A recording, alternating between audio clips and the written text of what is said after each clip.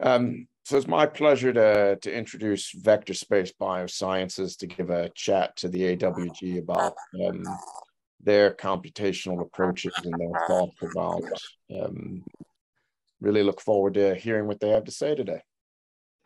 So with that, I'll turn it over to you guys. Hi, this is Kajan. Kajan, hi. Hi. Welcome. Well, let me go ahead and share our screen here. And we'll start with the title, Using Scientific Data Engineering Pipelines to Accelerate Novel Discoveries in Space Biosciences. And I'd first like to introduce our team. This is a team that has spent time at Genentech. That includes myself and a few other members, up to Lawrence Berkeley National Lab, the Biosciences division there. And I'll just take you through a quick history. We got our start in the 1990s at Genentech working on HER2. This was related to breast cancer research and language processors associated to building what are called silk file formats. This related to pharmaceutical recipe builders that Genentech used back then. We spent a few years in Silicon Valley, and that was about the time that XMine, a small bioinformatics company, hired us to engage in language modeling. This was related to bioinformatics and early NLP, latent semantic indexing, inductive logic reasoning. This was all based on vector representations or embeddings. And the result of this, I'm just going to run through this real quick, was a patent related to inter-term relevance for analysis for large libraries, also related to language modeling. And there was a product that was produced called Opus. Opus was a way for the scientists to relate genes, drugs, diseases with one another. And this was eventually purchased by NEC in Japan. They wrote a paper titled BioCompass. You can look that up when you want. We'll hand the presentation out at the end if anybody would like to see it. We were then invited to Lawrence Berkeley National Lab. This was within the Bissell Lab to establish new ways of developing relationship networks between proteins, drug compounds, and this was connected to the following report produced by Mina Bissell, commissioned by NASA Ames Research, titled Modeling Human Risk, Cell and Molecular Biology in Context, a report on animal experimentations at the frontiers of molecular and cellular and tissue radiobiology. You can read more about it again in our presentation here. This involved several national laboratories, and part of our work also included breast cancer research based on the extracellular matrix and the tumor microenvironment and radiation damage to chromosomes. We also did research in genes, which extended the lifespan of nematodes. We also used a variant of AutoClass. This was the first artificial intelligence software to make a published astronomical discovery, part of NASA's first AI program. We used it to compare supervised vectors with one another, and we converted it to an unsupervised variant, which used continuous values. This was also related to latent semantic indexing and early natural language processing and natural language understanding.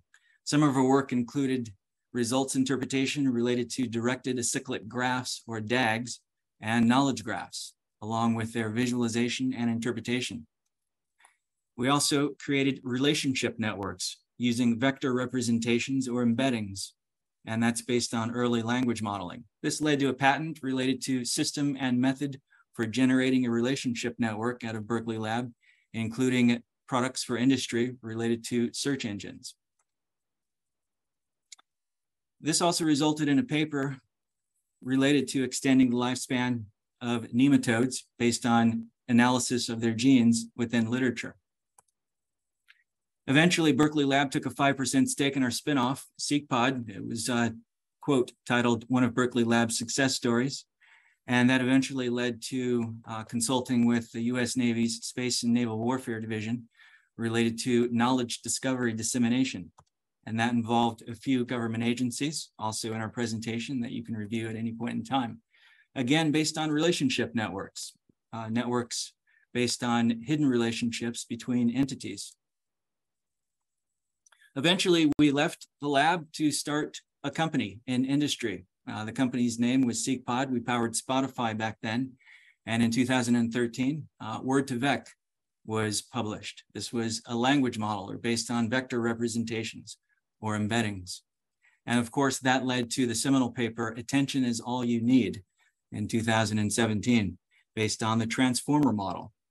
And today, we operate with language models, advanced forms of language models, which include natural language processing and natural language understanding.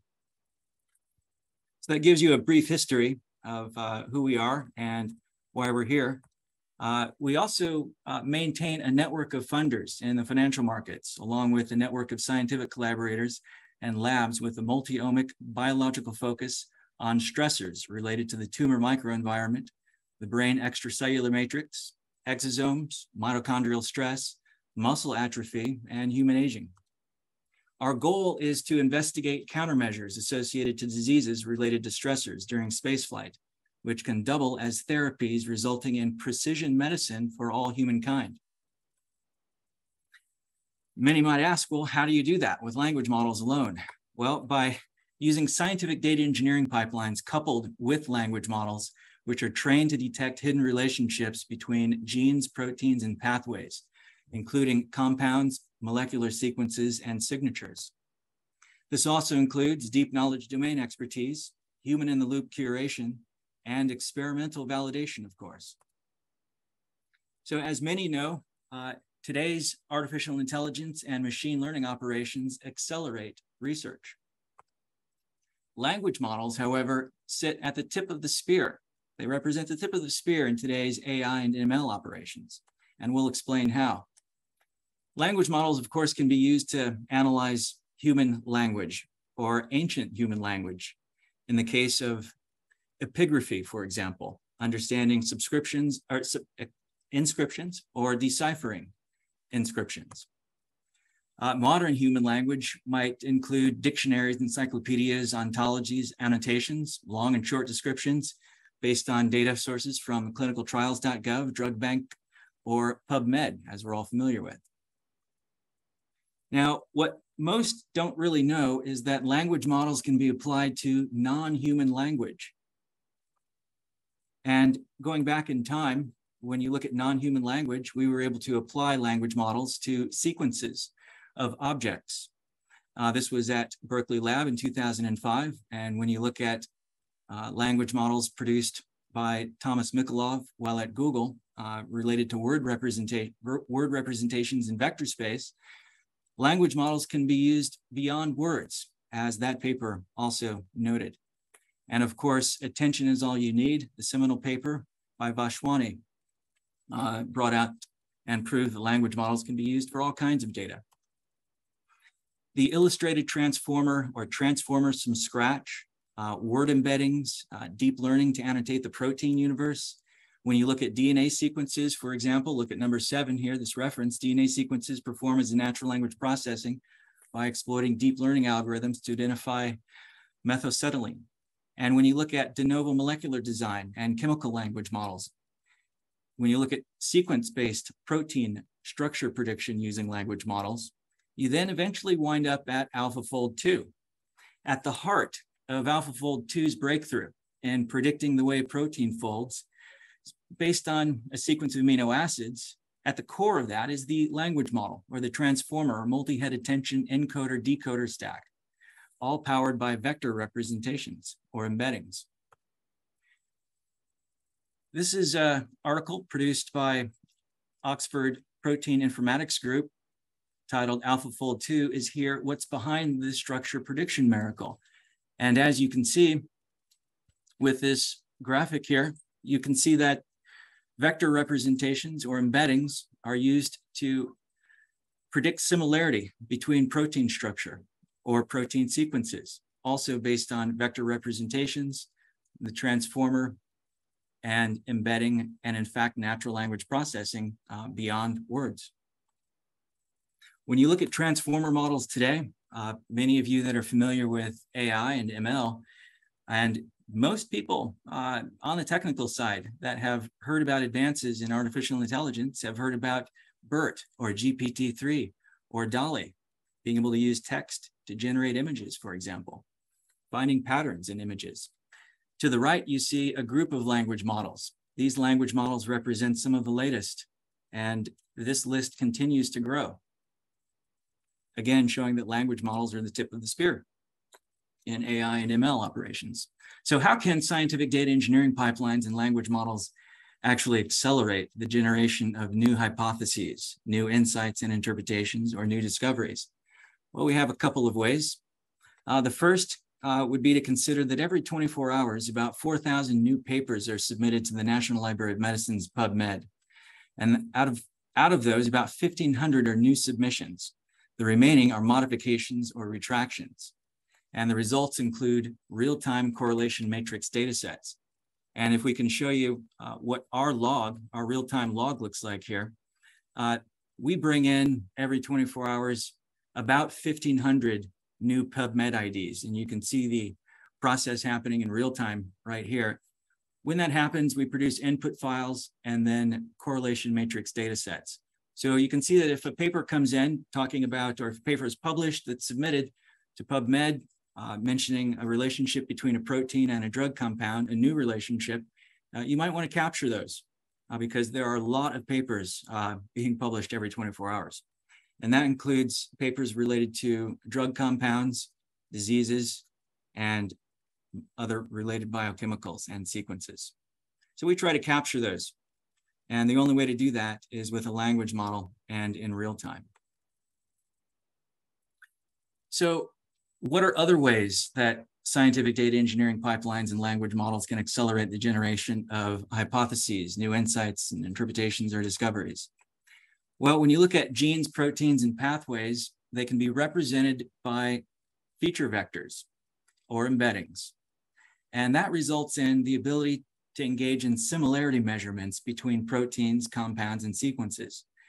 That, in turn, provides the ability to detect hidden relationships between proteins, compounds, and sequences, and then the extraction of those relationships before they are published. And that's key, because what you can do is, as shown in this graph here, you can show that there are relationships between a protein and another protein, or between a protein and a drug compound, that can be detected based on language modeling by measuring feature vectors or the embeddings for similarity. In this case, we're measuring similarity between two atrogenes. These are muscle atrophy genes associated to the stressor microgravity, PARP1 and INFAT5. The relationship converges over time from 2010 to 2015, as you can see here. And that's based on analyzing the literature in real time. This enables the prediction of a future or latent relationship between proteins until that relationship is made public or published. And you can see, looking to the right here, that the relationship was first published in 2017. So from 2010 to 2015, we're showing that the relationship grew stronger over time and eventually converged to an explicit published relationship. And we have another example here of TF and INFAT5, measuring similarity between them, converging over the years 2010 to 2015, and finally with a published paper showing an explicit relationship in 2018. So again, a future prediction between two proteins. So what are other ways that scientific data engineering pipelines and language models can accelerate the generation of new hypotheses and insights, interpretations, and discoveries? Well, when you look at the way that you can structure relationships between proteins, compounds, and sequences that are in a context-dependent way, you can build networks. You can construct networks beyond knowledge graphs, where the networks contain hidden relationships between proteins and compounds and other proteins and diseases and so forth. These networks can change over time based on user-defined context. And of course, as mentioned, they can also be real-time. And we'll show you a quick demo. We've built a product around this, and this product relates to a protein network. This is just an animation that you see here. We'll take you to the real product here, and you can see we've queried for INFAT5, the atrogene, and INFAT5 has a number of proteins related to it within this network with scores associated to it that show the strength of relationship. And as you can see at the top here, there are known connections and there are hidden connections. However, the real power of this happens when you're able to construct a network of proteins related to NFAT5 in the context of heart muscle here. So having a context-dependent or user-defined context enables you to construct a network that's different from an ordinary network. So as you can see, the network for NFAT5, the general network for NFAT5 and its related proteins is much different than the network within the context of heart muscle.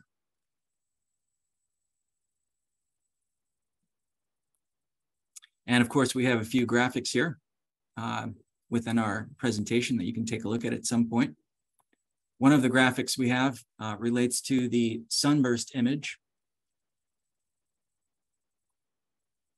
And this sunburst, each sunburst is attached to a node so that you can drill down and determine how strong one node or one protein is related to another protein or compound. And of course, validate with external citations or references. So what are other ways that scientific data engineering pipelines can assist in generating new hypotheses, interpretations, or discoveries?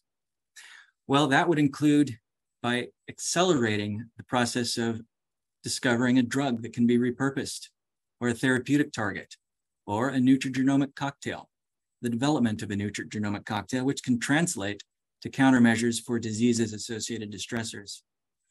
One case study we have relates to Fanconi's anemia, and this relates to a language model being applied to biomedical data, resulting in a form of precision medicine. And of course, our goal is to double countermeasures as precision medicine for the benefit of all humankind. And in conclusion, our group, including its financial market partners, continue to fund operations in space biosciences. For more information, please contact us at support@vectorspacebio.science or myself at vectorspacebio.science or through our site, vectorspacebio.science.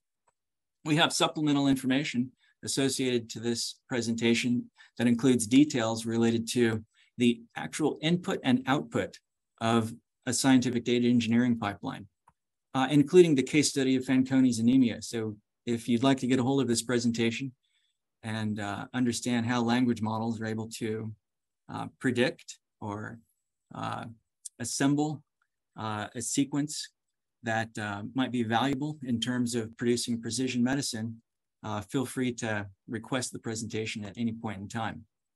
We've got a detailed explanation related to how input files are created, not just for human language, but also for sequences, as you can see here with a DNA sequence related to NFAT5.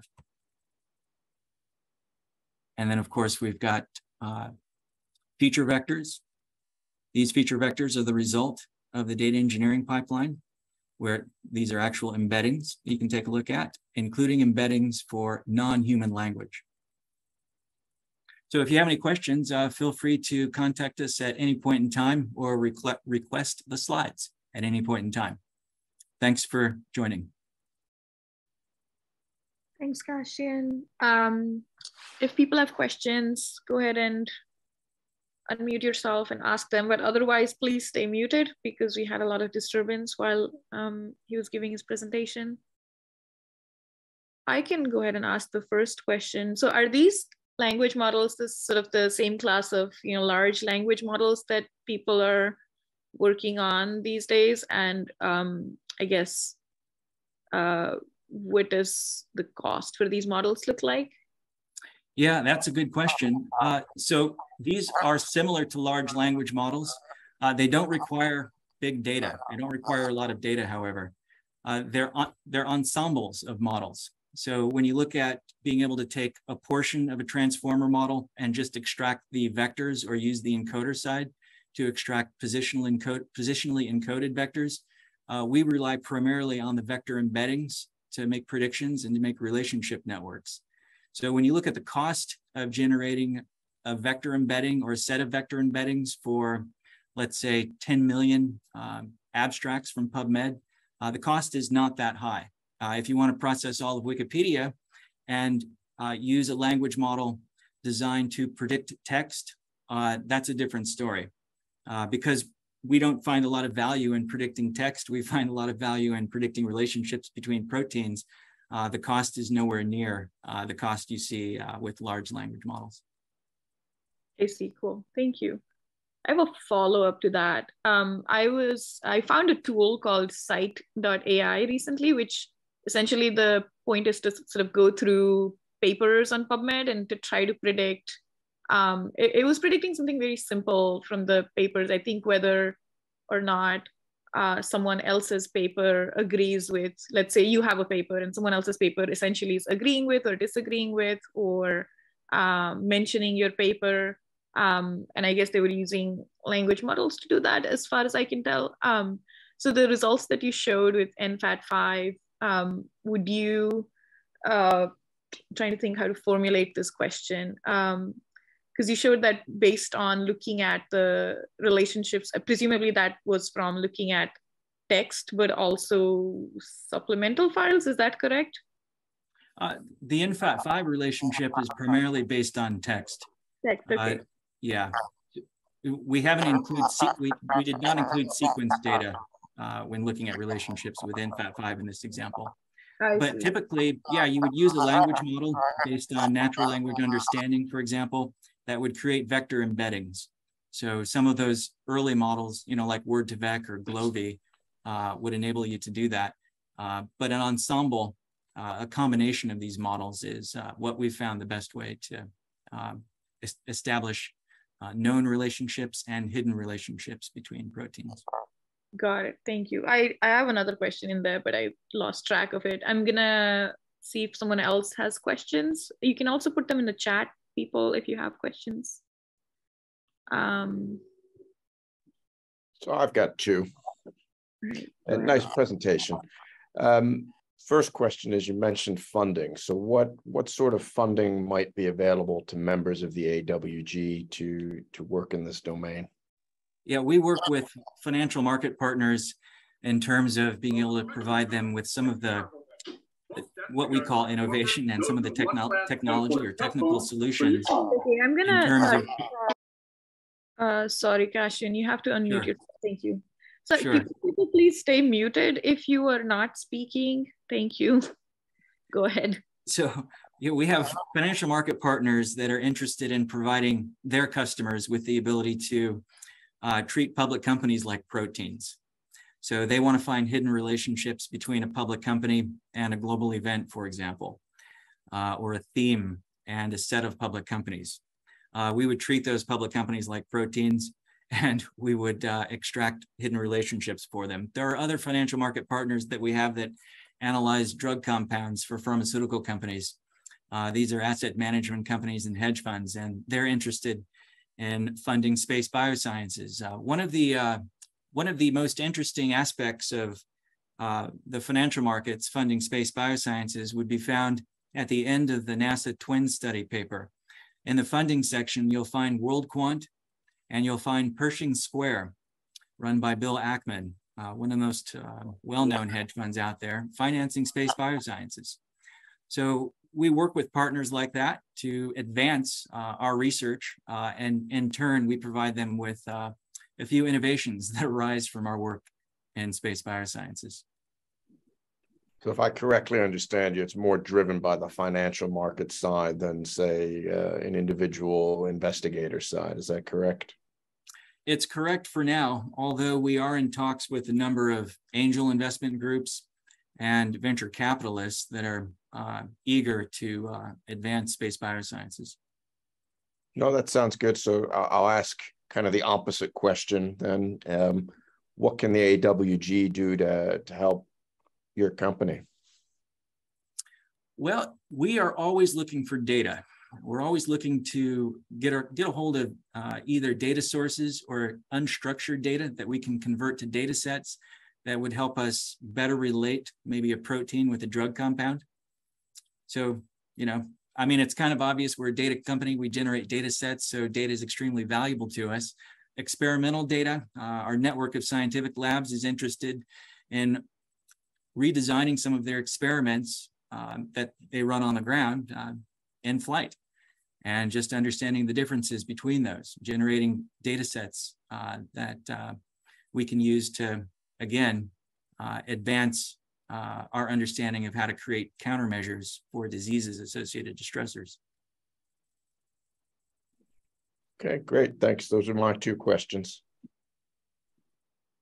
Tess, do you want to read the one from the chat? Yeah. So there's a question in the chat. Hi, how do you see IoT and big data sensors incorporating in with VXV, vector space biosciences, maybe? Not sure.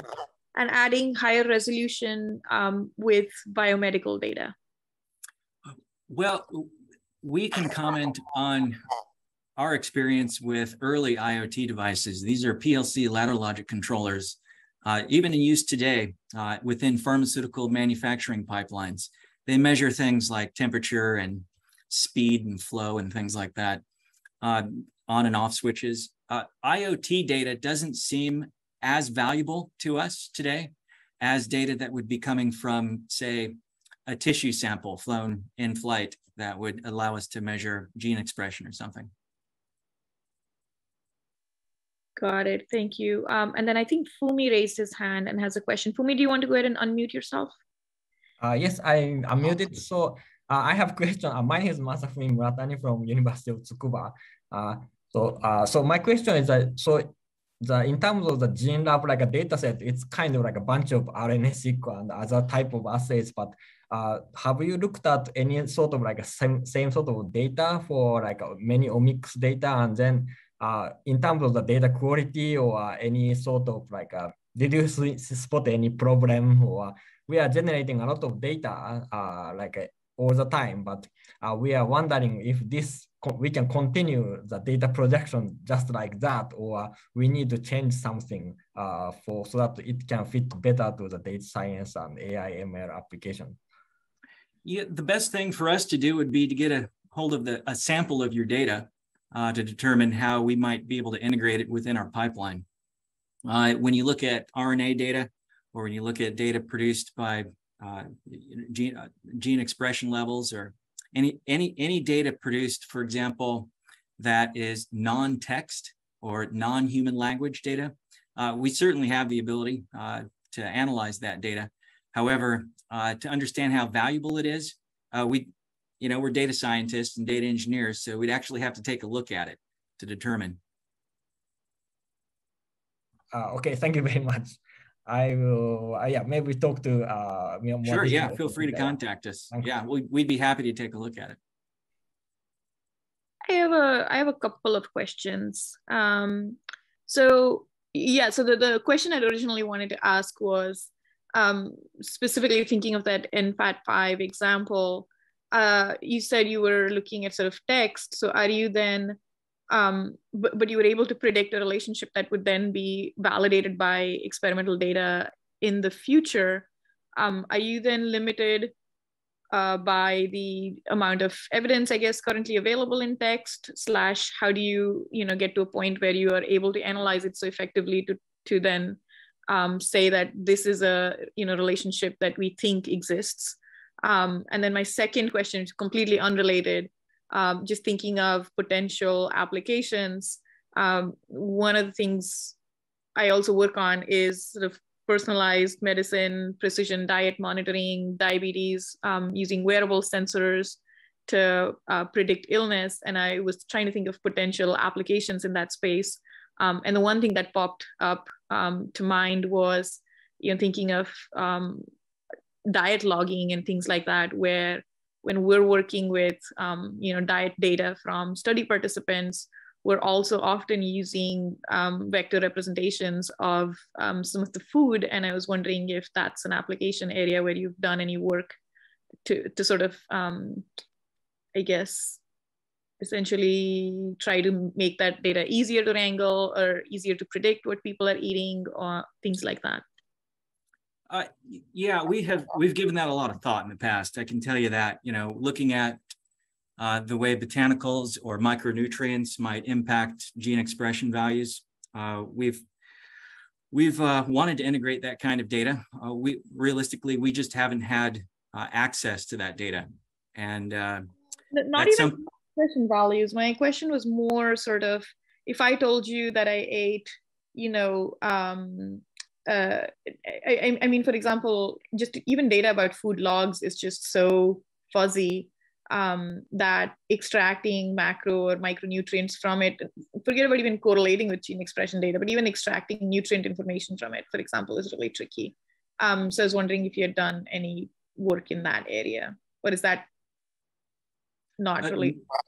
No, I think the closest we got was based on our chief scientific officer mentioning that there was an application that would track diet for people, and we wanted to see if we can get a hold of that data. It was a group down in Southern California. I forget the name right now, but no, we have not integrated data like that yet. I mean, that's, yeah, to me, that feels like it's incredibly challenging for biomedical research scientists to work with. And particularly if you're looking at, I mean, this is relevant for space biology as well, although more for, I would say more for human space exploration, where we have a ton of data for astronauts. That's not, some of it is in the form of food frequency questionnaires and things like that, but a lot of it is sort of unstructured, and some of it is, you know, it's hard to make sense of. So you essentially have to go down and look at the data or play with it yourself, whereas having a language model that can process that data and interpret that data and make it structured would be incredibly useful.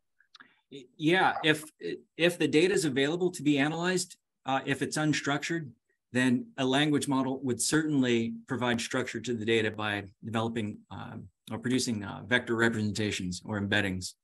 And just by the very nature of a vector embedding or a feature vector, that's a form of structure that can be used to produce a data set. So if you take if you take unstructured data, you produce vector representations of that unstructured data. You can then convert that data or transform those vectors into a correlation matrix data set. So that would be easy for us to do. We know how to do that. We do that every day. But getting a hold of the data is something that, well, that's where it starts for us. Okay. Okay. And then could you answer the first part of the question, which was about, I forgot again what it was. I guess how limited are you by, I was trying to get a sense of how limited are you by what's already published and what's not, given this relationship between NFAT5 and the other protein that you showed, which then was corroborated by experiments that people performed in the future. So sometimes you'll get lightweight relationships, or relationships that might show similarity, but might be based on data that's too sparse, or vector embeddings that are too sparse.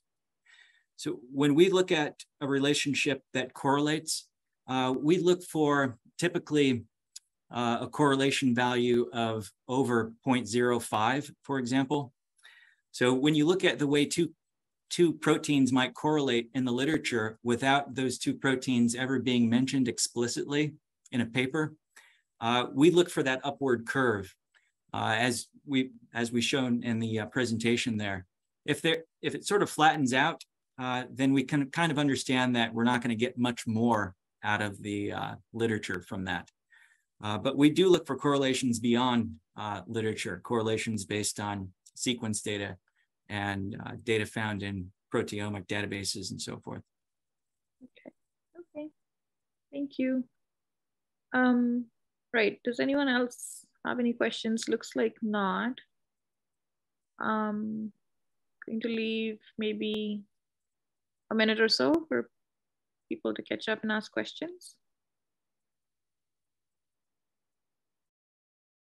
All right, well, Cassian, I want to thank you on behalf of GeneLab Animal AWG for such a wonderful presentation. And I guess if you can put your email in the chat, if people want to reach out to you directly, they can. And then could you put a link to your slides in the, I think you have the link to the Google Doc? Sure. If you don't It might be mind good to sharing. put the email in the Google Doc as well. Yeah, either of those should work. Yeah, and I guess if people have questions, you can contact him directly. And thanks very much for such a wonderful and stimulating presentation. This is not language models and vector embeddings are not things you think about on a day-to-day basis, but very cool and very interesting to think about future applications of this type of work. Sure thing. Okay, thanks for having us. Vincent, I see you've got your hand up. Did you want to ask something? Yeah, thank you so much. Yeah, I've been Cajun and everyone, and NASA incorporation. I mean, it's just amazing to see the incorporation of data, moving forward with this. As a person that's mostly related to retail and just in the general field, how would the general populace be able to support further data sets with vector space that would support it? You mentioned the wearable sensors. How could we take a greater pool of data from multiple individuals to support the biosciences aspect of vector space? Well, aside from sending everybody into space, it would be very key to take any biosensors or any wearables and, of course, gain access to that kind of data. But we also run into the sensitive part of collecting multi-omics data from individuals. For example, within our own company, we have an effort where certain individuals have signed up to have their omics profiled, and then being able to correlate maybe dietary habits along with what patterns we find based on their metabiome or their transcriptome or their inflammasome.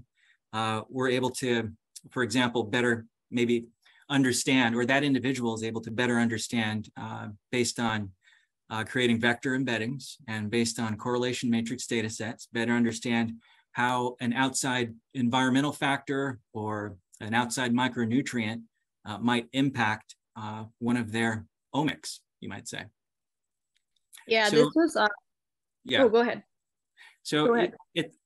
Ideally, we'd like everybody to get their multi-omics profile so that we better understand how to protect and repair the human body, not just in space, but here on the ground.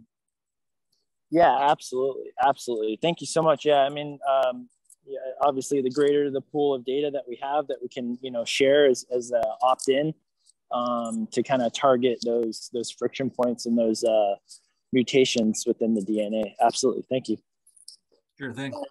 I want to follow up to that because I work with longitudinal multiomics and wearables data. And one of the things you're trying to understand, like one of the things we see with the data is that as you collect data from people over time, some omes are pretty dynamic, others are stable.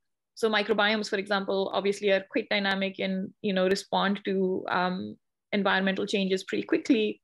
However, for the most part, people look pretty similar to themselves in their personal kind of omics landscape. And then they change a little bit when they go on a diet or exercise or get sick, what have you. And overall, they still look more similar to themselves. With wearables data, though, it's a little bit more complicated where the data is made up of, it's like the physiological input into wearable signals is complex. So your heart rate, for example, can increase because you're sick, but also because you're exercising or stressed out or traveling. And how each of those inputs then affects the final underlying data is not something we fully understand yet because there's not really, really good labeled data. So these are kind of the, and even with longitudinal multiomics data, there are so many different analytes that vary that I don't think we have a full handle on which environmental factors then change which analytes in which way. And I guess I'm curious to hear more about what you're doing that can sort of help address these issues. Yeah, analyzing differences in the epigenome and the transcriptome and the inflammasome is something that we would like to focus on because they're all related. And of course, inflammation is cancer causing, and understanding how to reduce inflammation, for example, for the average individual is key, but also understanding how your epigenome can be profiled, or how it's functioning based on your transcriptome. You know, you've got all this mRNA floating around you all of the time. There's a reason that when Scott Kelly went to space, he had 191 extra pieces of mRNA in his exosomes, and understanding why that difference occurred. So understanding how outside environmental factors, outside micronutrients and diet impact your inflammasome, transcriptome, and epigenome, I think for us, that's kind of the center of where everything roots from. Okay. Okay. Yeah, I'm one of the lead authors of the NASA twin study. We actually observed increased inflammation in Scott Kelly in space.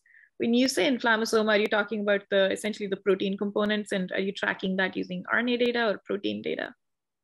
Mainly protein data for us. Thank you. Again, other questions, or before we move on? I think we have a lot more to get through. Yeah, no, I think why don't we go ahead and move on to any kind of new member introductions, and thank you again for the informative presentation. Sure thing.